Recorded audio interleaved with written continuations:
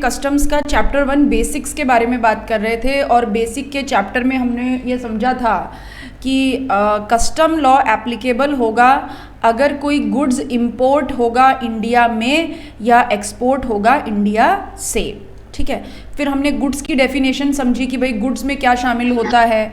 ठीक, उसके बाद हमने इंडिया की डेफिनेशन समझी कि भाई 12 नॉटिकल माइल तक के पानी को इंडिया ही माना जाता है, और जो 200 नॉटिकल माइल तक का पानी है that is called EEZ, and below the EEZ, that is continental shelf, it is considered India only for the specified activities in designated areas। उसके बाद हमने और कुछ डेफिनेशंस के बारे में बात की, कन्वेंस क्या होता है, प्रॉपर ऑफिसर हम किसे कहेंगे, प्रोहिबिटेड गुड्स हम किसे कहेंगे, एंड ऑल। ठीक है, अब हम कंसेप्ट को समझेंगे और उस कंसेप्ट के साथ हम आगे बढ़ेंगे, प्रोसीजर्स के बारे में बात करेंगे। अभी एक बात मैं आपको यहाँ पे स्पेसिफिकली बोलना चाहती हूँ कि जब मैं यहाँ पे कस्टम आपको पढ़ाऊँगी तो इट मे बी पॉसिबल कि हम ना कुछ पेजेस बाद के पहले पढ़ेंगे, यानी पेजेस फ्लिपिंग होंगे, कंटिन्यूशन में पेजेस हम नहीं पढ़ रहे हैं, तो don't get confuse, don't get panic for that. जब हम कस्टम कंप्लीट कर लेंगे और आप सीक्वेंस में पूरे नोट्स पढ़ेंगे तो you would not feel any difficulty. तो अभी ये मत सोचिएगा कि अभी तीसरे पेज से अपन 25वें पेज पे आ गए, उसके लिए पैनिक मत लीजिएगा। सीक्वेंस क्लास में जो चल रहा है वो आपके दिमाग में फ्लो क्लियर रहना चाहिए, वो फ्लो समझ में आना चाहिए कि हम क्या पढ़ रहे हैं, दैट्स इट। पेजेस के सीक्वेंस पे आप बिल्कुल भी बर्डन नहीं लेंगे कि ये 1 से 10 तक नहीं पढ़ा है और 11 से 20 तक नहीं पढ़ा है, उसके लिए आप लोड नहीं लेंगे। ठीक है, तो चलिए हम आगे बढ़ते हैं और अब हम बात करेंगे, हम बनाएंगे हमारा कस्टम में, आप ये मानिए this is our diagram number 1। ये हमने जो इंडिया समझा था, इट इज़ हम आर डायग्राम नंबर 1। अब हम हमारे डायग्राम नंबर 2 की बात करेंगे। ठीक है, हम डायग्राम नंबर 2 की बात करेंगे। क्यों इसे मैं डायग्राम नंबर 2 कहती हूँ? क्योंकि कस्टम लॉ के फ्लो को समझने के लिए या वैल्यूएशन पढ़ने के लिए या आगे के टॉपिक्स पढ़ने के लिए सबसे पहले हमें ज़रूरी है कि हम ये समझें कि कस्टम स्टेशन क्या होता है, कस्टम एरिया क्या होता है, गुड्स की अनलोडिंग कैसे होती है, माल इंडिया में एंटर कैसे करता है, एंड सो ऑन। ठीक, तो ये हमारा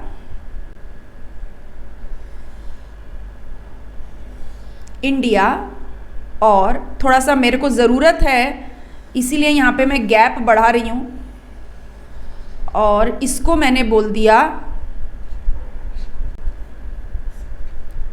TWI। TWI मतलब हमने क्या समझा था? What is the limit of territorial water of India? Who will tell? 12 nautical miles। Very good, 12 nautical miles from the base line of India. Bharat की बेस लाइन से 12 नॉटिकल माइल तक का पानी। ठीक, ये टेरिटोरियल वाटर ऑफ इंडिया है। Okay, अब हम बात करते हैं, ये हमारा USA। ठीक है, और ये USA में एक फैक्ट्री, ठीक, मतलब एक मान लीजिए ऐसा मैन्युफैक्चरिंग यूनिट है USA में, मैन्युफैक्चरिंग यूनिट है USA में, और ये जो मैन्युफैक्चरिंग यूनिट है इसको संभालते हैं मिस्टर जॉन। ठीक है, मिस्टर जॉन ने अपनी मैन्युफैक्चरिंग यूनिट में एक प्रोडक्ट बनाया। ठीक है, और उस प्रोडक्ट को ट्रक में डाला, और क्योंकि ये प्रोडक्ट ये इंडिया में एक्सपोर्ट करना चाहते हैं, मिस्टर जॉन क्या करना चाहते हैं? इंडिया में प्रोडक्ट एक्सपोर्ट करना चाहते हैं। तो मुझे बताइए इंडिया के पॉइंट ऑफ व्यू से ये क्या हुआ? इंपोर्ट है ना? yes, हाँ, इंडिया में इंपोर्ट होना है प्रोडक्ट। तो मिस्टर जॉन ने ट्रक में माल लोड करके कहाँ भेजा? कहाँ भेजेंगे? US से पोर्ट पर, ठीक है, यूएसए पोर्ट पर। यूएसए पोर्ट पर खड़ा है एक जहाज, यूएसए पोर्ट पर खड़ा है एक जहाज, और जहाज में बैठे हुए हैं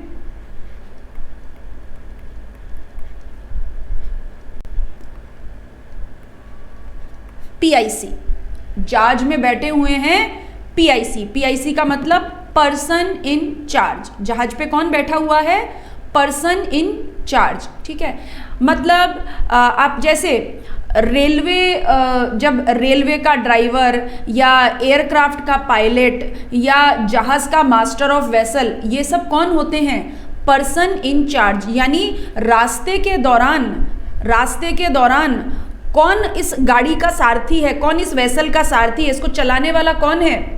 पर्सन इन चार्ज। यानी जब वेसल अपने ओरिजिन से निकल जाएगा और जब तक डेस्टिनेशन तक नहीं पहुंचेगा, सारी जिम्मेदारी किसके मजबूत कंधों पे रहेगी? पर्सन इन चार्ज के मजबूत कंधों पे रहेगी। तो यूएसए पोर्ट पर क्या हुआ? वेसल में माल को क्या कर दिया गया? लोड। क्या बोल रही हूं मैं? यूएसए पोर्ट पर वेसल में माल को लोड कर दिया गया, माल की लोडिंग हो गई। माल की लोडिंग होते ही ये माल किसकी कस्टडी में आ गया? बताइए, पोर्ट से माल की लोडिंग होते ही अब माल किसकी कस्टडी में आ गया?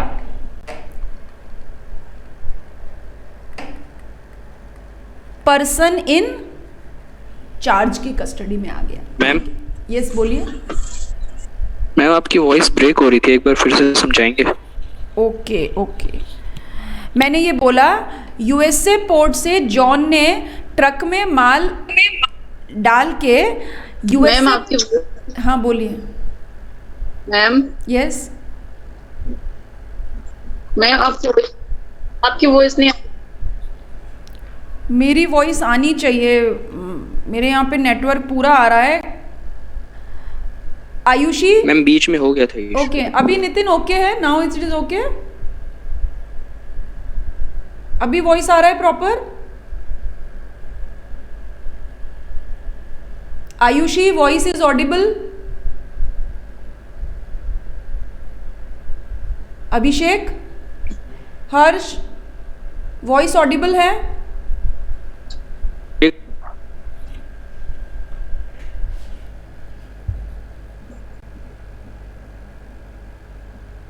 मैम कुछ भी नहीं सुन रहा। कुछ भी नहीं सुन रहा? जपनीत आपको भी नहीं सुन रहा है? एक बीच बीच में आवाज आ रही है, ब्रेक हो रही है। बीच बीच में ब्रेक हो रही है। बीच बीच में ब्रेक हो रही है। एक अभी क्या?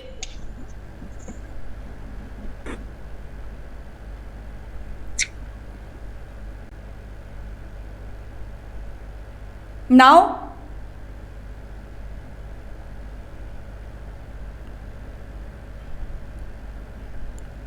कृष्ण गोपाल वॉइस आ रही है? मानसी, मयंक अभी आ रही है मैम? अभी आ रही है। नमन वॉइस आ रही है ना? Yes ma'am. Okay. Yes ma'am. Vanshita, Vanshika, Tanishk voice audible है? यस मैम, क्लियर है। ओके ठीक है। हाँ, तो देखिए मैंने क्या बोला, मैंने ये बोला यूएसए में एक मिस्टर जॉन की फैक्ट्री है। जॉन ने अपना एक प्रोडक्ट बनाया जो कि वो इंडिया में एक्सपोर्ट करना चाहते हैं। उन्होंने ट्रक में माल लोड करके भेजा यूएसए पोर्ट पर। यूएसए पोर्ट पर एक वेसल खड़ा है, ठीक है, और वेसल में बैठे हैं पर्सन इन चार्ज, जो वेसल के मास्टर ऑफ वेसल हैं, जो वेसल को चलाने वाले हैं।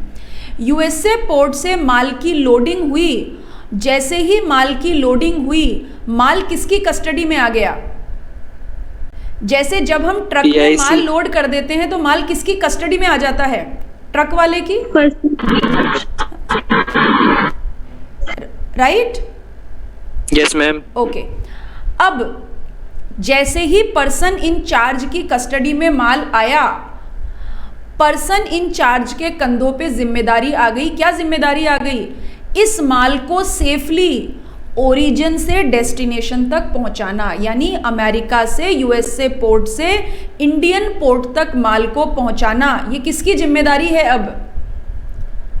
इन भाई साहब की, पर्सन इन चार्ज की। तो अब सबसे पहले हम ये समझ लेते हैं what is the meaning of person in charge under the custom law. Custom law में पर्सन इन चार्ज का मतलब क्या है। आपके फर्स्ट चैप्टर में जहां हमने कल प्रॉपर ऑफिसर की डेफिनेशन को छोड़ा था, उसके ऊपर 2 सबसेक्शन 31 पर्सन इन चार्ज को डिफाइन करता है। और देखिए, पर्सन इन चार्ज मीन्स, मतलब दिमाग लगाना मना है, जो पर्सन इन चार्ज का मतलब यहाँ पे दिया हुआ है वही आपको समझना है और इसके अलावा और कुछ नहीं। तो person in charge in relation to vessel, vessel के संदर्भ में what is the meaning of person in charge? Master of vessel. यानी वेसल में पर्सन इन चार्ज किसको कहेंगे?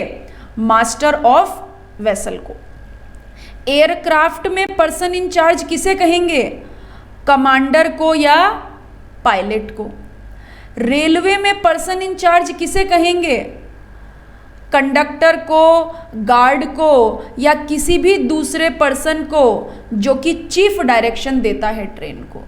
ठीक है, कंडक्टर को, गार्ड को या किसी भी दूसरे पर्सन को जो कि चीफ डायरेक्शन देता है, मतलब ट्रेन जो ड्राइव करता है, ट्रेन जो चला रहा है। और किसी भी अदर कन्वेंस, मतलब ट्रक ले लीजिए, उसमें पर्सन इन चार्ज का मतलब ड्राइवर। यानी सिंपल शब्दों में बात कहूँ, रास्ते में जिसके ऊपर सामान की जिम्मेदारी है वही क्या है?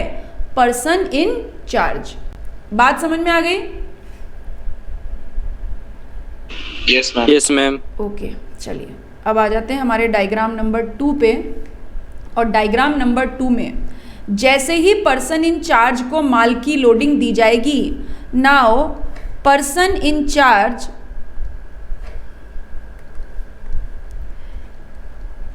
PIC shall issue bill of lading। Loading नहीं है ये, बिल ऑफ लेडिंग, शॉर्ट में कहा जाता है इसे BL। क्या कहा जाता है? BL। पर्सन इन चार्ज जैसे ही माल की लोडिंग लेगा, एक डॉक्यूमेंट इशू करेगा, बिल ऑफ लेडिंग। ये डॉक्यूमेंट क्या है? बिल ऑफ लेडिंग ये इस बात का डॉक्यूमेंट है कि पर्सन इन चार्ज कह रहा है कि हाँ, मेरी कस्टडी में माल मैंने ले लिया है। ठीक है, यानी और ये जो बिल ऑफ लेडिंग डॉक्यूमेंट है, इसमें क्या क्या डिटेल होगी? इसमें डिटेल होगी पोर्ट ऑफ ओरिजिन, मतलब माल कहाँ से चला, USA पोर्ट से। Port of destination, port of destination मतलब माल कहाँ पे पहुँचाना है। माल कहाँ पहुँचाना है? माल पहुँचाना है Mumbai custom port, this is a port of destination. कितनी क्वांटिटी है, डिस्क्रिप्शन ऑफ गुड्स, मतलब माल के संदर्भ में रेलेवेंट इंफॉर्मेशन इस बिल ऑफ लेडिंग में होगी। ये बात आपको समझ में आ गई? ये बात समझ में आ गई? Yes ma'am. Yes ma'am. ठीक है, बिल ऑफ लेडिंग इशू किया जाएगा 3 कॉपीज में। ठीक है, and who will issue the bill of lading? Bill of lading कौन इशू कर रहा है? Person in charge. इस 3 कॉपी का बाइफर्गेशन क्या है? 1 copy shall be kept by PIC and 2 copies shall be returned to। 1 copy person in charge अपने पास रखेगा और 2 कॉपी किसको दे देगा? एक्सपोर्टर को। ठीक है, and exporter shall forward 1 copy to importer. ठीक है, और एक्सपोर्टर 1 कॉपी किसको फॉरवर्ड कर देंगे? इंपोर्टर को। ठीक है, यानी इस बिल ऑफ लेडिंग की 1 कॉपी पर्सन इन चार्ज के पास, 1 कॉपी एक्सपोर्टर के पास और 1 कॉपी इंपोर्टर के पास। यानी हमारे इंपोर्टर कौन है? इंडिया में मिस्टर बबलू। ठीक है, जब भी बबलू का माल मुंबई कस्टम पोर्ट पर आ जाएगा और बबलू जाके अपने गुड्स को क्लेम करेंगे तो क्या लेके जाएंगे? बिल ऑफ लेडिंग लेके जाएंगे। बोलेंगे देखो ये यूएसए से बीएल नंबर इतने का माल जो आया है वो मेरा है। यानी माल की ओनरशिप का प्रूफ क्या है बबलू के पास? सबसे फर्स्ट प्रूफ क्या है बबलू के पास माल की ओनरशिप का कि मेरा माल यूएसए से आया है? Bill of lading. Bill of lading. Bill of lading. Yes Nitin बोलिए। Bill of lading ma'am. हाँ bill of lading, LADING lading. ठीक है, इतनी बात समझ में आ गई? Yes yes ma'am. ये नोट कर लीजिए आप भी।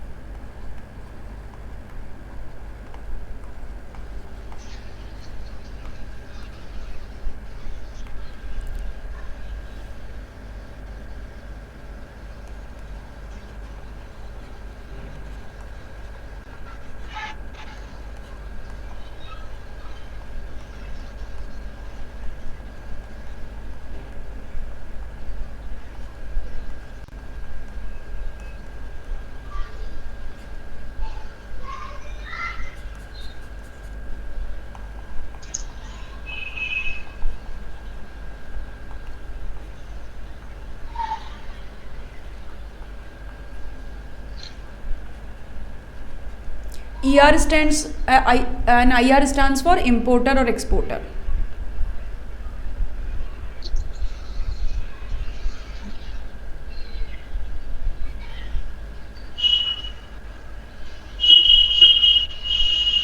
ये लिखने के बाद किसी को कुछ कंफ्यूजन हो रहा है कंसेप्ट में तो पूछिएगा।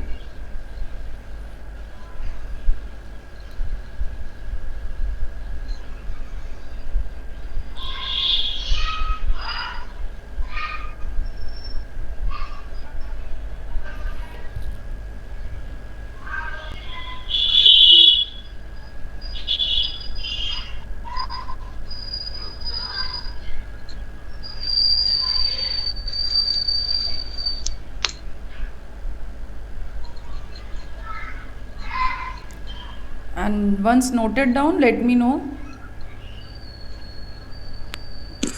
Yes ma'am done.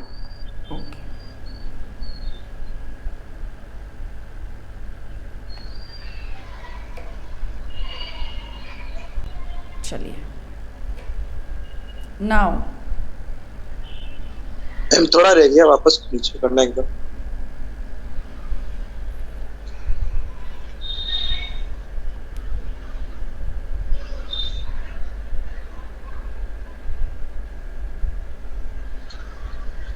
Okay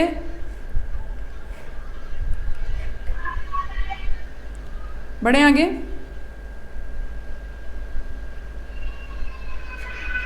now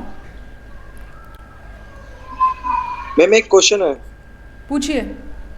ma'am ये जो PIC कॉपी इश्यूज करता है 3, तो इसकी इंपोर्टर को हार्ड कॉपी देनी होती है या सॉफ्ट कॉपी से काम चल जाता है? सॉफ्ट कॉपी से, email, fax, Telegram, soft copy. ठीक है। Yes ma'am.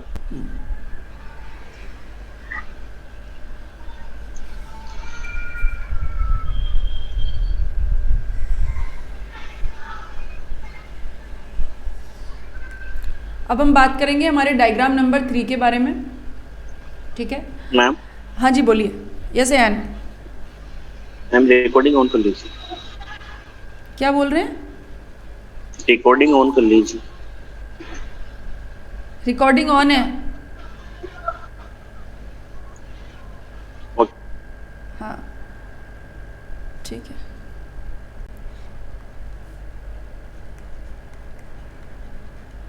Twelve nautical mile तक का पानी, टेरिटोरियल वाटर ऑफ इंडिया। ठीक है, ये हुआ हमारा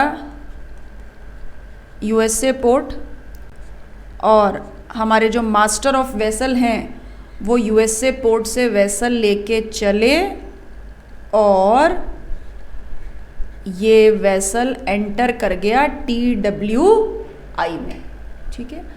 once vessel entered into TWI, मैंने कल क्या बताया था, हम इसे क्या कहते हैं? Once vessel entered into TWI, what it is called? Exclusive economic zone. नहीं, वापस सोचिए। Once vessel entered into TWI, ये एक्टिविटी क्या कहलाती है?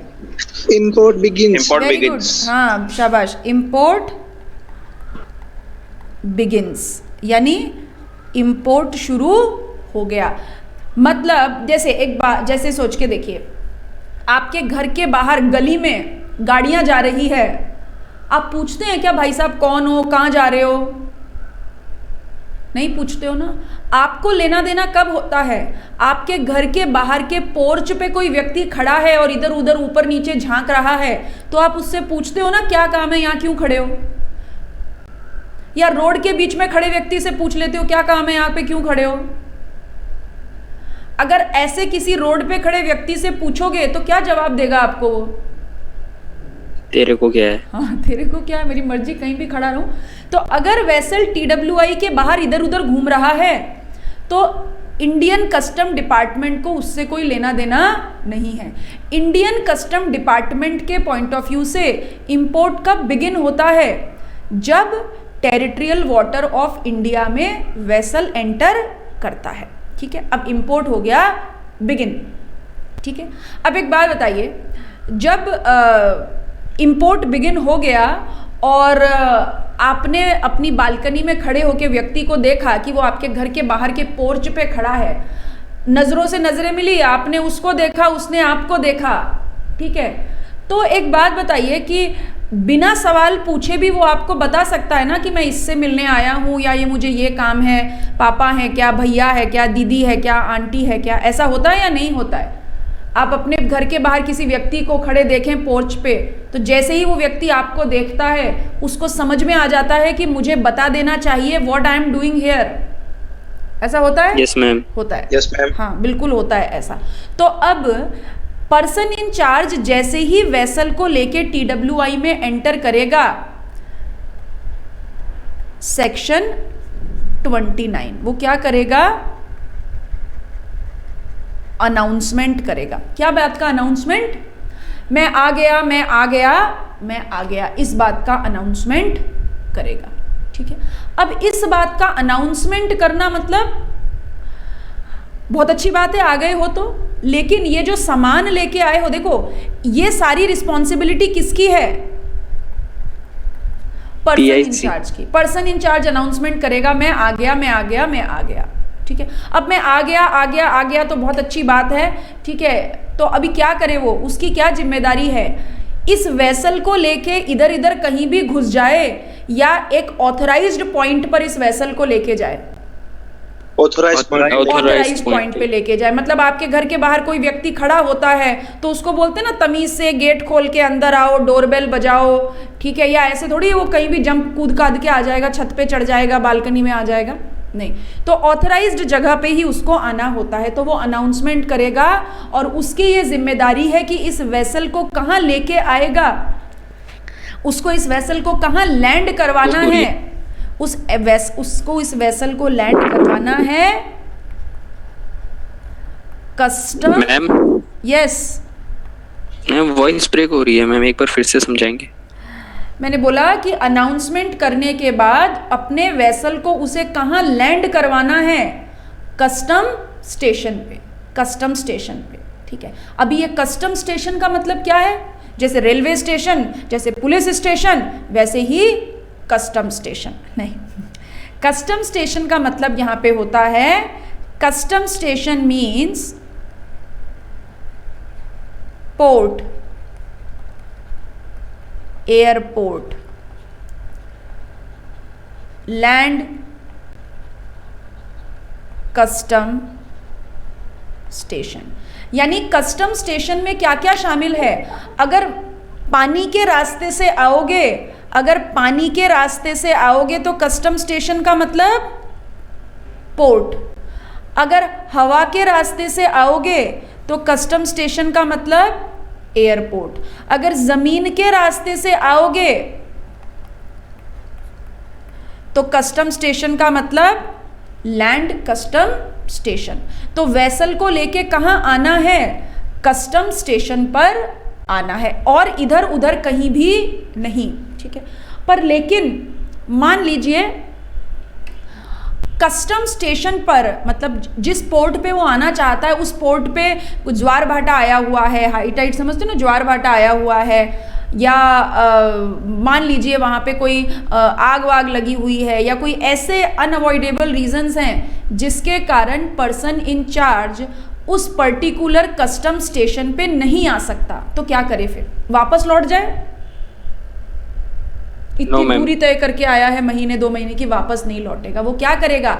तब उसकी जिम्मेदारी है कि वो कस्टम डिपार्टमेंट को इंटीमेट करेगा कि मैं आ गया हूं, लेकिन इस रीजन से मैं कस्टम स्टेशन पे लैंड नहीं कर पा रहा हूं। तो वो विसिनिटी मतलब किसी दूसरी जगह पर लेके उसे चला जाएगा। दूसरी जगह पे मतलब इंडिया के बाहर नहीं, यहीं आसपास कहीं वेसल को लैंड करवा देगा, ठीक है। लेकिन जैसे आप कभी बस से कहीं जाते हैं और बस वाला चाय समोसे के लिए रात में एक ढाबे पे उसने बस रोकी, ठीक है, बढ़िया चांदनी रात हो रही थी, मूनलाइट हो रहे थे, आप बड़े रोमांटिक हो रहे हो, तो ऐसे आप क्या चांदनी रात देखने के लिए कहीं भी चले जाते हो क्या?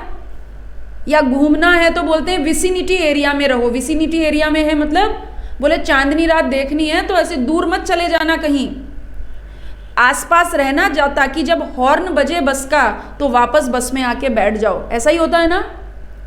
Yes ma'am. तो इसी तरीके से पर्सन इन चार्ज वेसल को कस्टम स्टेशन की जगह दूसरी, कस्टम स्टेशन के अलावा दूसरी जगह लेके जा सकता है, लेकिन वो इस बात को इंश्योर करेगा कि ना तो सामान ना ही पैसेंजर, ना तो सामान ना ही पैसेंजर वेसल के विसिनिटी एरिया को छोड़े। मतलब वेसल को छोड़ के नहीं जाना है, वेसल में सामान और पैसेंजर बैठे रहें। बट ठीक है, ये तनिष्क जोर जोर से चिल्लाए, बम है, एटम बम है, अभी ये उड़ने वाला है, वेसल में RDX है, तो फिर क्या होगा? फिर भाग जाएंगे सब। हाँ, फिर कहेंगे भागो, अगर जान माल का खतरा है तो भागो, ठीक है। ये पर्सन इन चार्ज की पहली जिम्मेदारी होती है जैसे ही वो TWI में एंटर करता है। तो सबसे पहली बात मैं आपको कस्टम स्टेशन का मतलब बताऊंगी, उसके बाद हम आगे सेक्शन 29 को नोट्स से रीड करेंगे, ठीक है।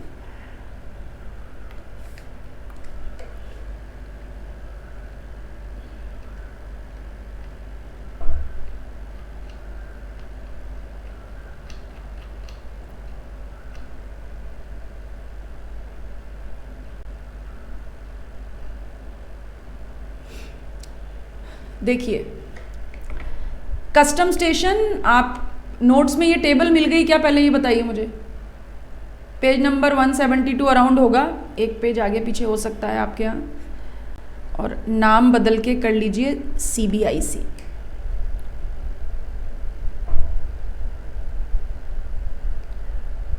CBEC नहीं, CBIC। CBIC का full form central board of indirect taxation and customs. बात समझ में आ गई? CBIC। Yes ma'am. ठीक है, यानी इंडिया में मुंबई में कस्टम पोर्ट होगा या जयपुर में एयरपोर्ट होगा, ये कौन डिसाइड करेगा? CBIC। CBIC। यानी who is empowered to decide custom station? CBIC। क्योंकि ये जो हमारे CBIC हैं, ये क्या है? It is a administrative body. ये इनडायरेक्ट टैक्सेशन की क्या है? एडमिनिस्ट्रेटिव बॉडी है। तो कस्टम स्टेशन डिसाइड करने का काम CBIC का है। और कस्टम स्टेशन का मतलब मीन्स क्या क्या शामिल किया कस्टम स्टेशन में? मीन्स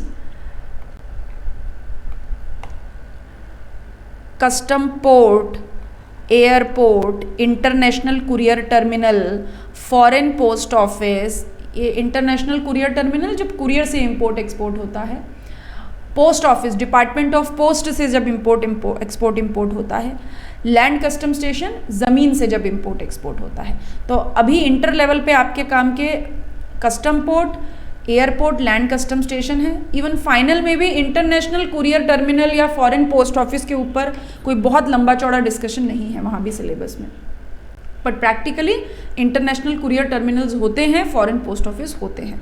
तो कस्टम स्टेशन का मतलब ये। यहाँ तक इस बात में कोई समस्या है तो बता दीजिए। कस्टम स्टेशन को शब्द समझ में आ गया? Yes ma'am. ठीक है, अभी कस्टम स्टेशन, हाँ बोलिए। यस नहीं मैम, वो यस मैम बोल रहा था। ओके ओके, देखिए अभी कस्टम स्टेशन की ना बड़ी इंपॉर्टेंस है कस्टम लॉ में, बहुत इंपॉर्टेंस है कस्टम स्टेशन की कस्टम लॉ में। जैसे जैसे आगे पढ़ेंगे बात समझ में आएगी। अच्छा, अभी मैं आपको सेक्शन 29 रीड करवा रही थी, ठीक है। अभी सेक्शन 29 आपको मिलेगा। अभी ये जो मैंने डायग्राम बनाया था, ये आप लोगों ने बना लिया क्या मेरे साथ साथ? डायग्राम 2? Yes ma'am. ओके, तो जहाँ हाँ, जहाँ पे आपने सेक्शन 29 लिखा है ना, उस सेक्शन 29 के आगे ये पेज नंबर लिख दीजिए 187। आप भी अपने नोट्स में चेक कर लीजिए 187, ताकि आपको याद रहेगा कि सेक्शन 29 के लिए मुझे कौन से पेज पे पढ़ना है। 187 सेक्शन 29।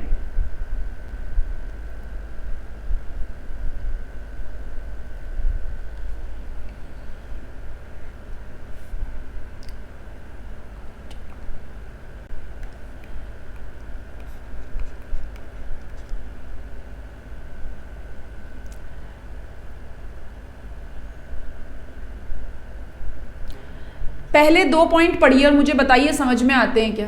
पहले 2 पॉइंट इस प्रोसीजर के, सेक्शन 29 के फर्स्ट 2 पॉइंट्स अपन रीड करेंगे, जो अभी मैंने आपसे बोल के प्रोसीजर की बात की।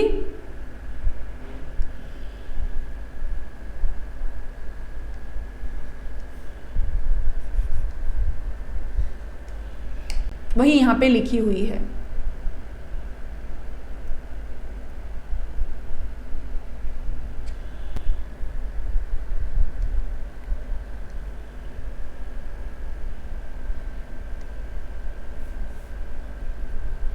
पढ़ लिया?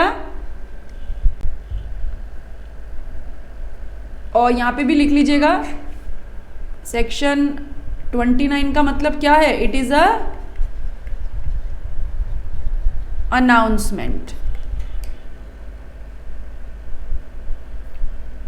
क्लियर?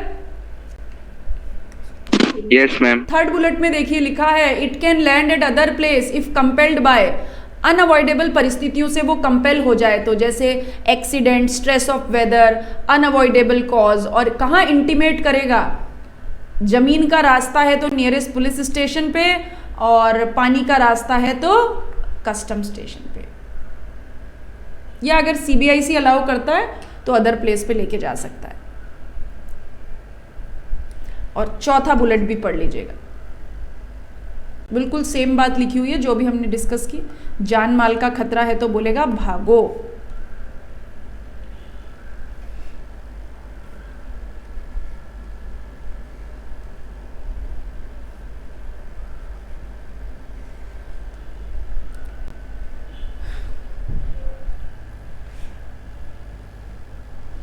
क्लैरिटी?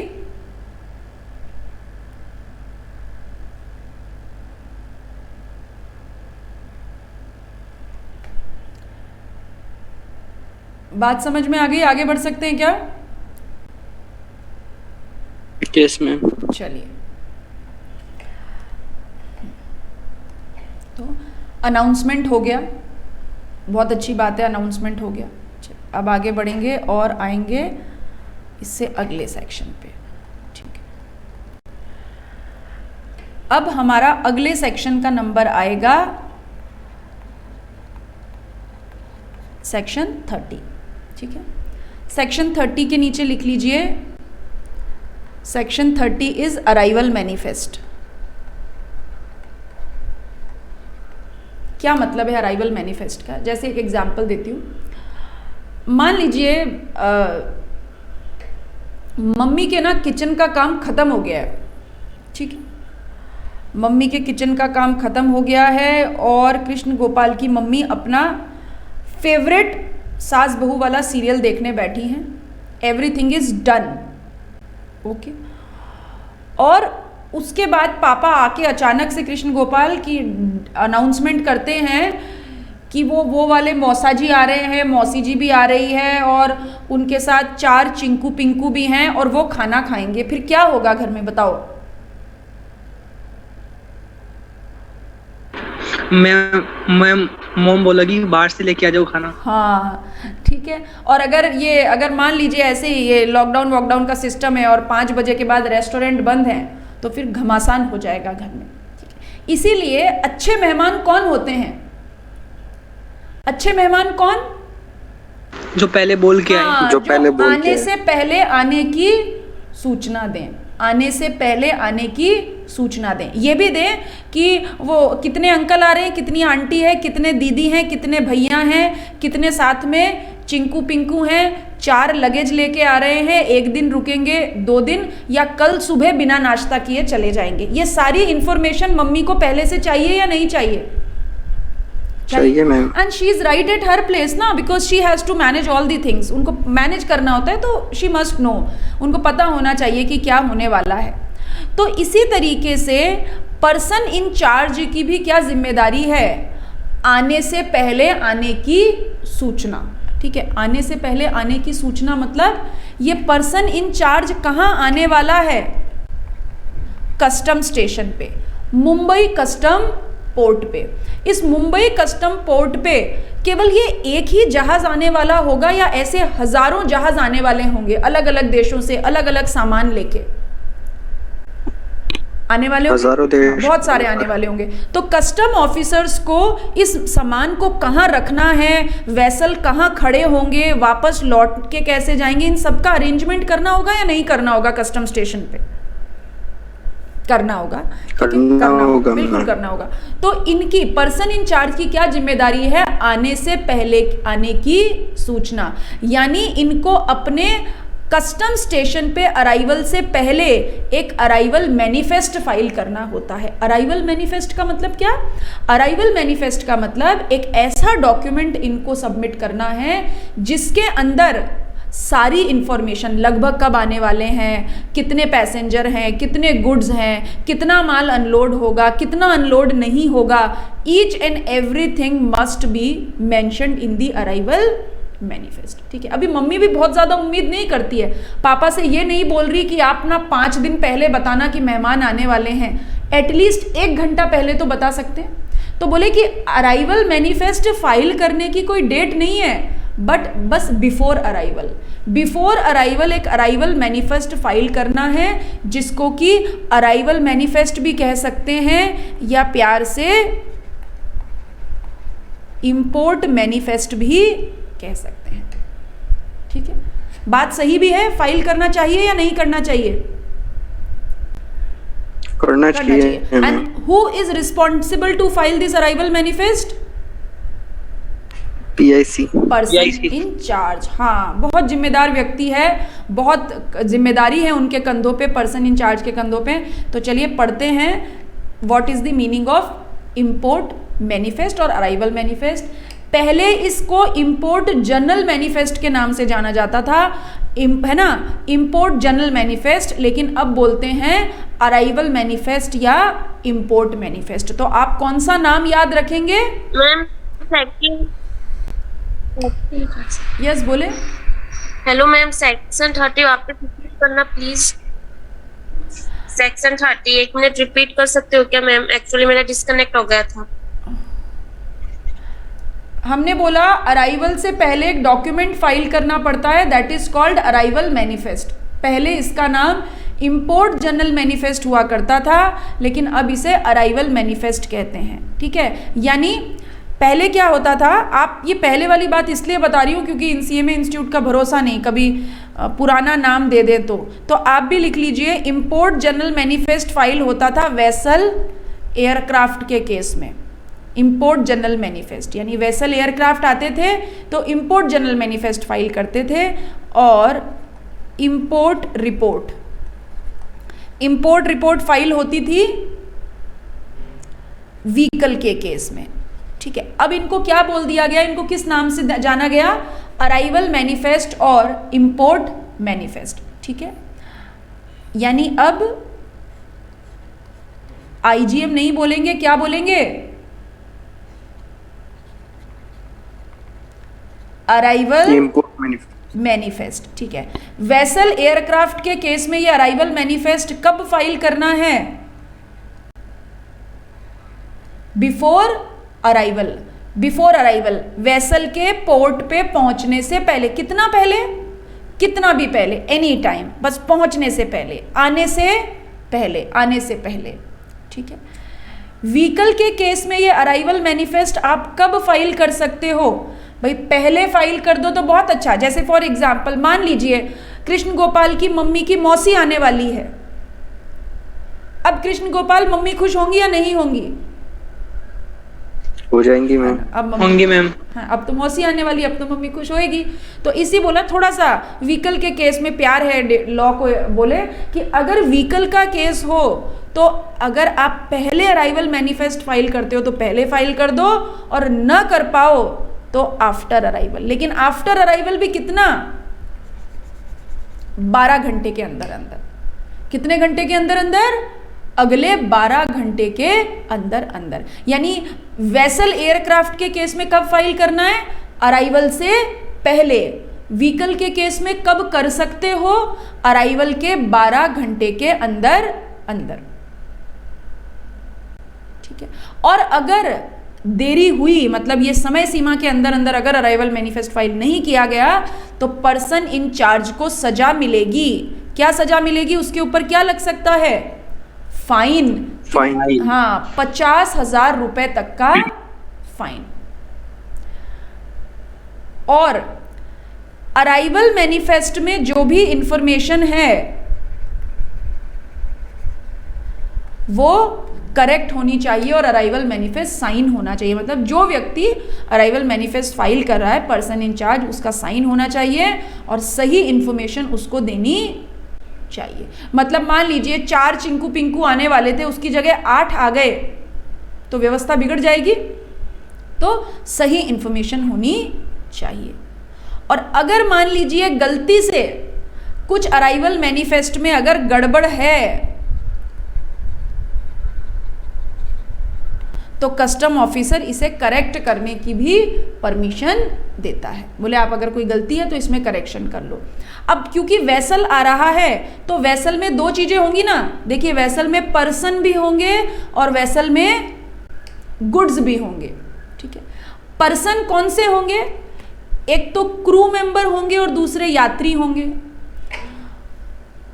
कुछ उतरने वाले होंगे, कुछ ट्रांजिट वाले होंगे। ट्रांजिट वाले मतलब, ट्रांजिट का मतलब जैसे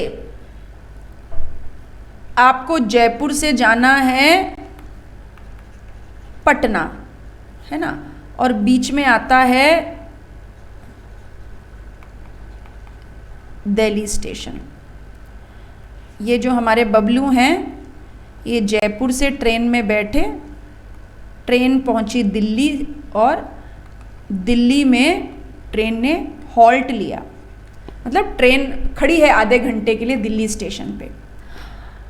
क्योंकि बबलू को जयपुर से पटना जाना है तो क्या करेंगे, लाल किला देखने चले जाएंगे या ट्रेन में बैठे रहेंगे, ट्रेन में बैठे रहेंगे। तो बबलू को दिल्ली स्टेशन पे क्या बोलेंगे, बबलू इज इन ट्रांजिट। क्योंकि बबलू दिल्ली स्टेशन पे अनलोड नहीं हुए क्या अनलोड दिल्ली स्टेशन पे बबलू? नो मैम, नहीं, बिना अनलोड हुए अगर आगे चले गए तो उस चीज को क्या बोलते हैं, ट्रांजिट, यानी विदाउट अनलोडिंग। और डिसएम्बार्क मतलब उतरना। अगर उतर गए तो फिर वो क्या हो गए, डिसएम्बार्क हो गए। तो वेसल में दो तरीके के पैसेंजर होंगे ना, जो कि पोर्ट पे उतरने वाले हैं या जो वेसल में बैठे रहेंगे। जो वेसल में बैठे रहेंगे उन्हें क्या कहेंगे, ट्रांजिट, और जो उतरने वाले हैं उन्हें क्या कहेंगे, डिसएम्बार्किंग पैसेंजर्स। बस आज के लिए इतना ही। बात समझ में आ गई? कोई डाउट? No ma'am. गुड्स के बारे में हम अगली क्लास में बात करेंगे, मंडे को मिलते हैं। जो क्लास में चल रहा है उसे प्लीज साथ साथ पढ़ते रहना। कस्टम छोटा कंटेंट है बट बहुत स्कोरिंग है। Okay okay ma'am. और कॉन्टिनेंटल शेल्फ में डिफरेंस बता दो ना। हाँ बता दो। क्या वापस बोलो, क्या